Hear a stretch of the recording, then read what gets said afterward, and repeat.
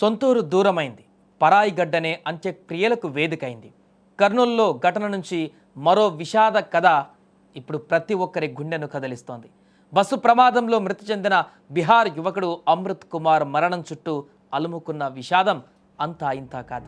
ఆర్థిక పరిస్థితులు, భౌగోళిక దూరం అడ్డు నిలవడంతో మృతదేహాన్ని వేల కిలోమీటర్ల దూరంలో ఉన్న స్వగ్రామానికి తరలించలేని కుటుంబ సభ్యులు కర్నూలులోనే అంత్యక్రియలు నిర్వహించి కన్నీటి పర్యాంతమయ్యారు. బీహార్ నుంచి పని కోసం హైదరాబాద్ వచ్చిన అమృత్ కుమార్ దిల్సుఖ్ నగర్లో ఉంటూ పనులకు వెళ్ళేవాడు. బెంగళూరులో పని ఉందని తెలిసిన వారు చెప్పడంతో వెళ్ళాలని నిశ్చయించుకున్నాడు. సమీప బంధువు సాయంతో బెంగళూరుకు బస్ టికెట్ కూడా బుక్ చేసుకున్నాడు. దురదృష్టం ఏంటంటే అమృత్ కుమార్ ఎక్కవలసిన బస్సు మిస్ అవ్వడంతో మళ్ళీ టికెట్ బుక్ చేసుకొని కావేరీ బస్ ఎక్కాడు. ఆ బస్సే ప్రమాదానికి గురై అతడి ప్రాణం తీసేసింది. చావుకే అతడు టికెట్ బుక్ చేసుకునేలా చేసింది. అమృత్ కుమార్ మరణం కుటుంబ సభ్యులను తీవ్ర శోకంలో ముంచేసింది. అయితే బీహార్లోని ఆయన స్వస్థలానికి తరలించడం కుటుంబానికి, అధికారులకు పెద్ద సవాలుగా మారింది.